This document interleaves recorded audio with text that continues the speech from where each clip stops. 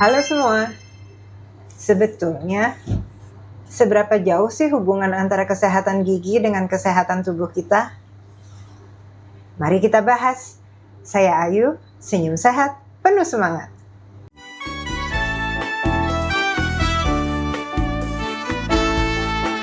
Sikat gigi cukup 2 kali, habis sarapan dan sebelum tidur.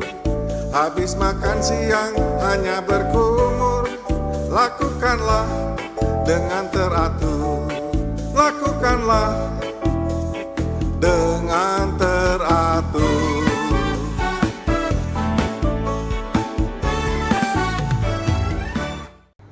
Hari ini kita akan ngobrol lebih lanjut tentang kesehatan gigi dan hubungannya dengan kesehatan badan kita. Bersama Dr. Gigi Bambang Nursasongko dari Klinik Utama Jakarta Dental Specialist. Selamat datang Dr. Bambang. Ketemu lagi Mbak Ayu. Terima kasih atas waktunya. Kalau kita ngomongin kesehatan gigi ya, secara keseluruhan seberapa erat sih hubungannya dengan kesehatan tubuh? Jadi begini ya Mbak Ayu, kita ini memang kesannya gigi dan mulut itu terpisah dari badan yang lain. Ya, bahkan pendidikannya juga terpisah. Kedokteran gigi dan kedokteran umum. Padahal gigi dan mulut itu merupakan bagian juga dari tubuh kita. Ya sama juga dengan kalau di kedokteran umum kemudian nanti bisa menjadi dokter spesialis THT, spesialis bedah, penyakit dalam. Tapi gigi ini spesifik, dia sendiri gitu ya. Jadi seolah-olah nggak ada hubungannya. Jadi di pendidikan kedokteran pun mungkin kurang ya membahas mengenai hubungan antara kesehatan gigi mulut dengan penyakit-penyakit sistemik. Ya. Jadi mereka hanya melihat bahwa gigi itu kayaknya ya cuma gigi aja, padahal mah gigi dan mulut. Makanya sekarang itu kalau departemen atau bagian disebut gigi dan mulut. Ya, tidak hanya gigi saja. Ya.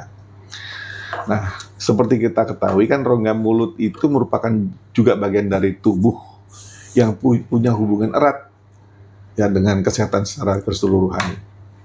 Apalagi di dalam mulut itu banyak mikroorganisme. Ya. Juga ada jamur di situ ya. Dan semua itu kan berhubungan dengan sistem tubuh yang lain. Kalau terjadi infeksi atau peradangan di dalam rongga mulut, apakah di gusi, di gigi, ya, di lidah, ya, dan bagian-bagian yang lain, ya dapat berhubungan dengan proses inflamasi atau peradangan di dalam tubuh yang lain. Karena itu kesehatan gigi dan mulut itu tidak dipandang sebagai sesuatu yang terpisah, ya karena ada hubungan yang erat gitu. Nah, dok, tadi kan dokter tuh membahas tentang penyakit sistemik. Salah satu penyakit sistemik itu kan diabetes. Bisa terangkan sedikit nggak tentang hubungannya dengan penyakit gigi dan mulut? Jadi sebetulnya ya hubungan penyakit gigi dan mulut dengan diabetes itu sangat kuat ya, cukup kuat lah.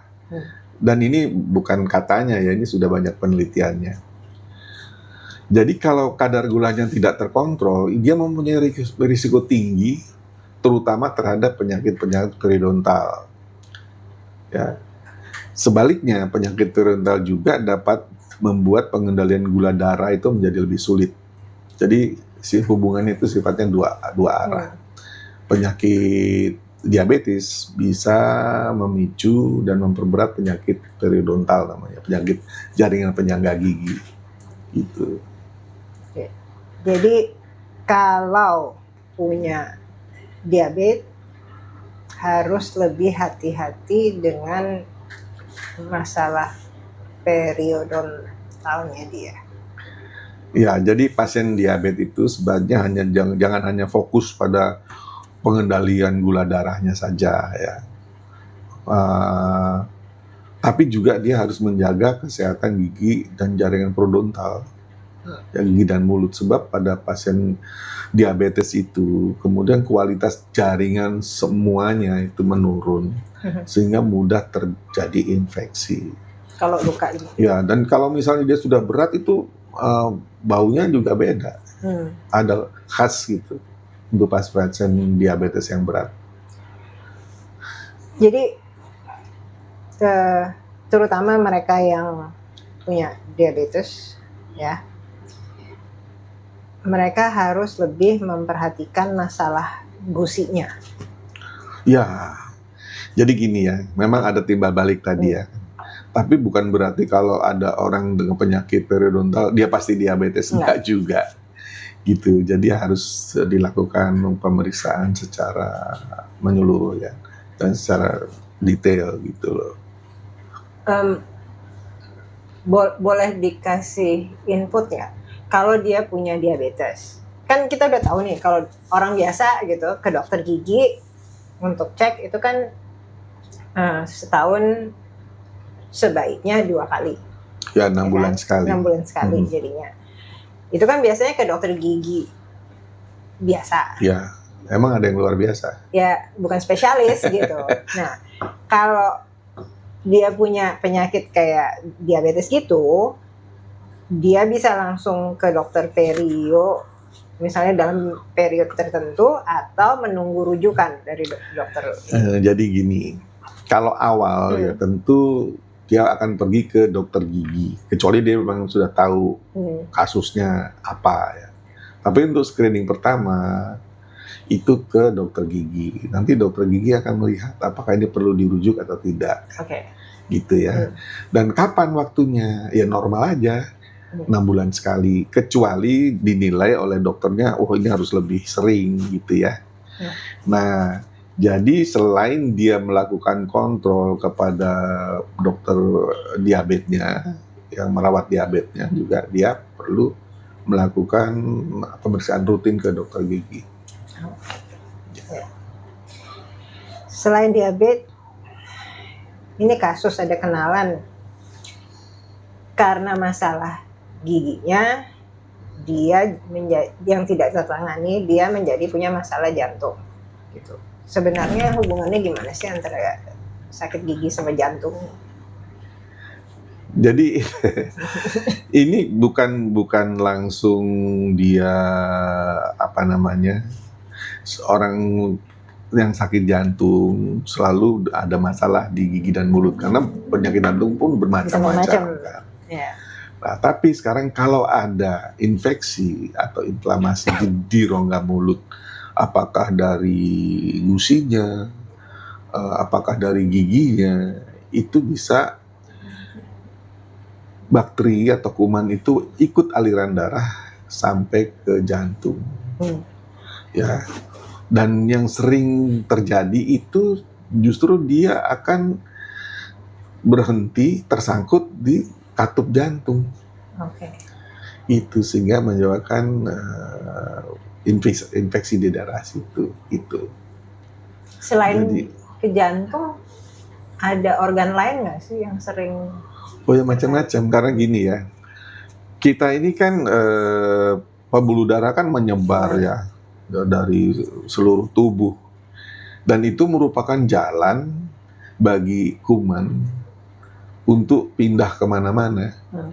Jadi tergantung dia berhentinya di mana, itu di ginjal atau di mana gitu ya. Dan juga ada ya penelitian yang melihat pasien dengan masalah jantung diperiksa gigi dan mulutnya, ternyata di situ memang ada peradangan dan inflamasi gitu. Tapi bukan berarti kalau penyakit jantung kan macam-macam tadi ya, misalnya bocor itu yang nggak ada hubungannya lah dengan gigi dan mulut gitu. Ya, jadi nggak bisa dibilang kalau punya masalah gusi gigi mulut udah pasti bakal sakit jantung. Ya, bisa ke sakit jantung dengan diagnosis yang khusus gitu. Kalau sekarang kita masuk ke kondisi yang lain, kehamilan. Saat ibu hamil juga banyak yang gusinya berdarah kan. atau bengkak. Nah, kenapa hal itu bisa terjadi, Dok? Jadi pada waktu kehamilan itu terjadi perubahan hormonal, ya, estrogen, progesteron, ya, menyebabkan gusi itu menjadi lebih sensitif terhadap plak. Ya. Plak itu adalah lapisan di dalam gigi yang berisi sisa makanan dan kuman, sehingga dia lebih mudah mengalami peradangan dan perdarahan. Ya, bahkan kadang-kadang karena dia mudah menjadi teriritasi, ya, kadang-kadang terjadi pembesaran gusi. Ya, jadi yang disebut dengan epulis gravidarum yang pada podcast yang lalu sudah pernah dibahas gitu ya. Itu hanya penyebabnya karena terjadi perubahan hormonal gitu. Karena itu sebelum hamil harus sebaiknya dilakukan screening ya di bagian ke dokter gigi, dan juga selama kehamilan harus betul-betul dijaga. Karena perawatan pada pasien hamil nggak seperti pasien umum, ada periode tertentu yang risikonya tinggi, yaitu trimester pertama dan ketiga. Nah, pada trimester kedua relatif lebih aman, ya tentu kalau misalnya untuk kasus-kasus yang berat harus dilakukan dengan lebih berhati-hati gitu. Kalau hubungannya kesehatan gigi dengan pernapasan gimana, Dok? Jadi bakteri di dalam mulut itu sebenarnya bisa terhisap ya, teraspirasi ke dalam saluran pernapasan.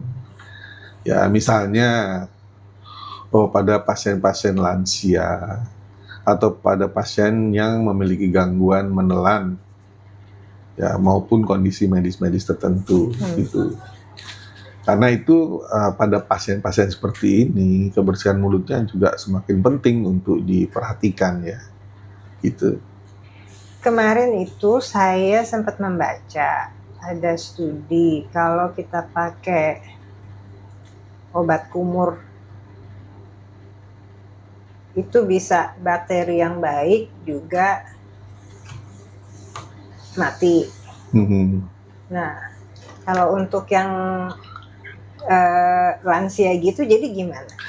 Obat kumur yang berlebihan juga ya kurang baik. Karena apa? Bisa mematikan semua bakteri yang harus dalam kondisi yang seimbang.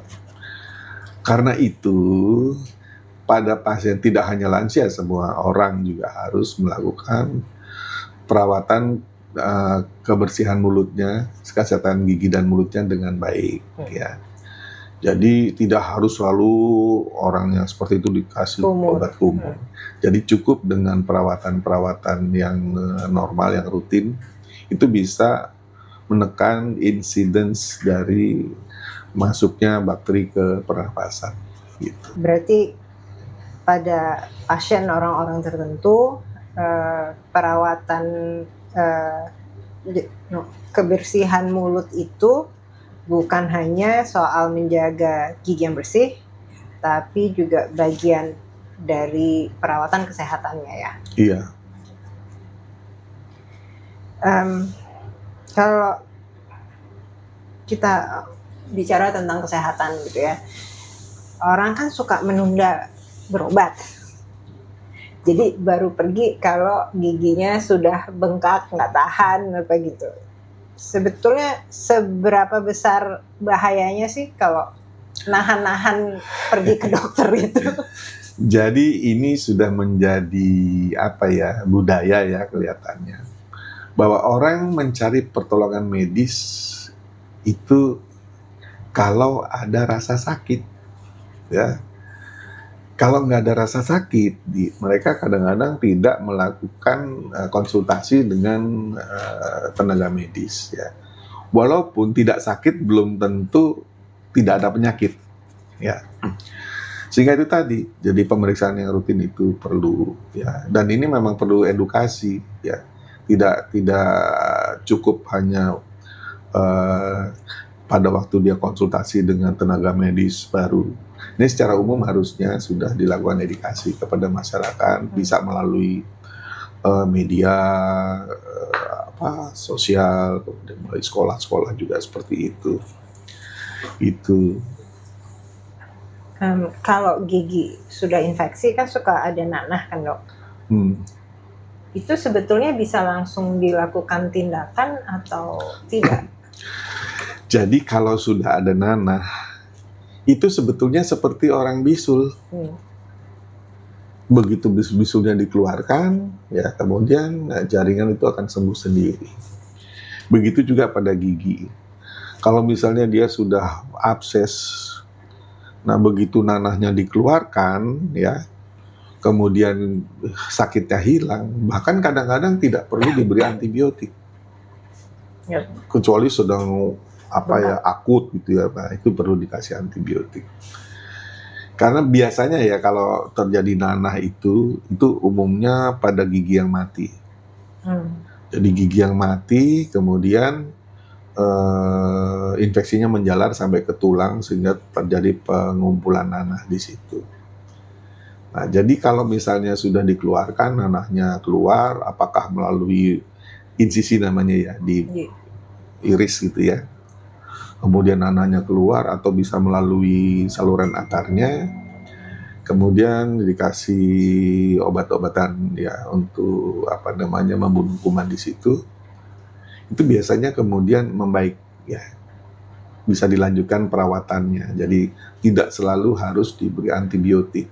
Jadi pemberian antibiotik itu indikasinya harus tepat ya, untuk kondisi yang kumannya masih masif ya. Nah kemudian diberikannya itu sesuai dengan dosis kan. Jadi misalnya dikasih 3 kali sehari, berarti itu setiap 8 jam sekali. Kalau dikasihnya 4 kali 1 hari, sebenarnya bukan 1 hari, 1 hari 1 malam ya, 24 jam. Kasih 4 berarti setiap 6 jam sekali. Mengapa demikian? Karena kalau misalnya minumnya hanya pagi, siang, menjelang malam, maka dari sore itu sampai pagi waktunya panjang. Jedanya panjang, akibatnya kumannya akan konsolidasi, tumbuh lagi. Dan juga diberikan misalnya satu waktu tertentu ya.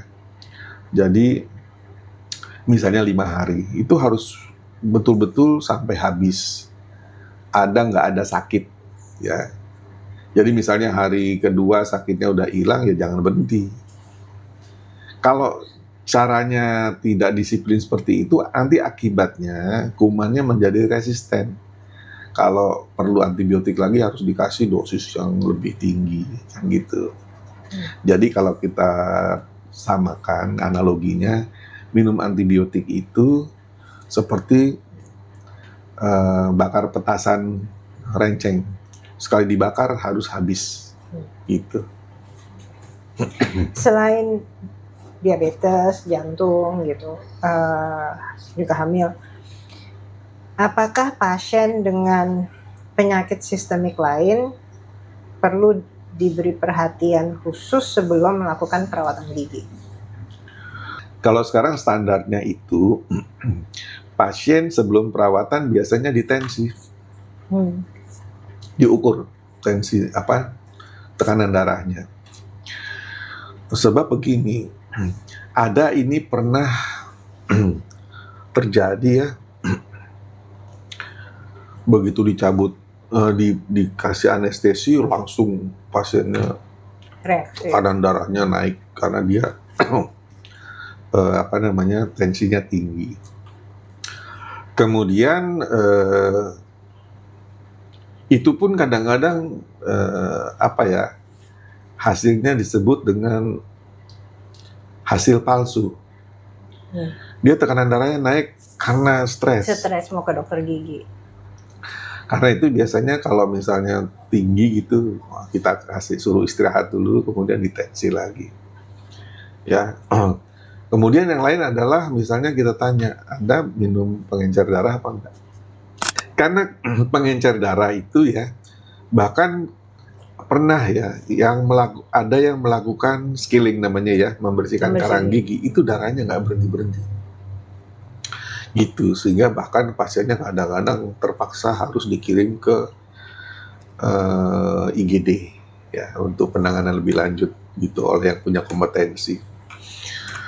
Jadi memang ada kondisi-kondisi tertentu penyakit ya maupun obat-obatan yang perlu disampaikan ke dokternya sebelum dilakukan perawatan gitu. Dan bahayanya ya gini, untuk pasien-pasien misalnya yang tidak sensitif ya, atau yang berkebutuhan khusus, itu kan dokter nyuntik ya kadang-kadang. Terus setelah itu dilakukan perawatan, masih sakit. Disuntik lagi, dia masih sakit ya. Walaupun sebetulnya bukan sakit sih, gitu. Hanya dia menjadi sangat sensitif. Dan pernah terjadi itu mungkin sekitar tahun 70-an lah gitu di daerah, di satu daerah ya. Sampai pasien meninggal karena overdosis, disuntik terus. Gitu, dan itu juga menjadi menjadi kasus waktu itu ya. Jadi karena kita nggak harus selalu percaya pada apa yang disampaikan oleh pasien, kita bisa melihat dari ekspresinya kan, karena kalau sakit itu pasti ada perubahan di ekspresinya gitu. Tapi itu menarik, dokter bicara tentang pengencer darah. Bila kita menggunakan pengencer darah, baiknya berapa hari sebelum ke dokter gigi kita berhenti? Nah, begini, sebaiknya konsultasi dulu dengan yang memberi. Oke. Karena dia yang tahu nih seberapa berat ya kasusnya sehingga dikasih pengencer darah dosis apa gitu. Sebab kalau enggak nanti kita disalahkan ya. Jadi harus betul-betul bisa dipertanggungjawabkan lah gitu. Jangan kita langsung ngomong, sekian hari nggak bisa. Tidak bisa digeneralisir ya. Jadi sebaiknya sebelum ke dokter gigi, konsultasi dulu dengan dokter yang biasa merawat. Iya, sebab begini, kadang-kadang juga pasien kan nggak tahu, dia langsung pergi ke dokter giginya. Dan ini harus dilakukan, misalnya apalagi operasi ya, pengangkatan gigi yang nggak tumbuh. Itu harusnya ya dokter giginya merujuk dulu ke dokter yang merawat sebelumnya, apakah boleh dilakukan gitu ya kan. Jadi kalau dengar semuanya ini, kadang-kadang orang mungkin mikirnya, wah jangan-jangan semua tuh penyakit asalnya dari gigi gitu. Itu gimana dok? Ya mungkin aja ya ada orang punya pikiran seperti jangan-jangan dari gigi. Karena itu ya sebaiknya dilakukan pemeriksaan kan, betul nggak? Yeah. Gitu. Bahkan ya ada misalnya pasien akan dilakukan operasi jantung. Nah, dokter jantungnya itu biasanya akan kirim ke dokter gigi untuk dilakukan pemeriksaan. Apakah ada gigi-gigi yang memang bermasalah? Kalau dulu malah mereka minta supaya gigi yang bermasalah dicabut. Ya, walaupun sekarang udah enggak. Karena gigi yang misalnya infeksi masih bisa dilakukan perawatan secara konvensional gitu. Oke. Tuh. Menarik sekali obrolannya hari ini. Bahwa ternyata kesehatan gigi dan kesehatan tubuh itu tidak berdiri sendiri-sendiri. Dan bahwa terutama mereka yang mempunyai penyakit harus lebih hati-hati terhadap kesehatan gigi dan mulut mereka. Yang paling tepat adalah melihat kesehatan gigi dan mulut sebagai satu kesatuan dengan kesehatan tubuh kita. Ya, bukan begitu, Dokter Bambang? Ya, betul sekali. Nah, terima kasih atas penjelasannya. Sama-sama. Untuk semua pemirsa, semoga ini menjadi masukan terutama mereka yang mempunyai penyakit tertentu. Senyum sehat, penuh semangat.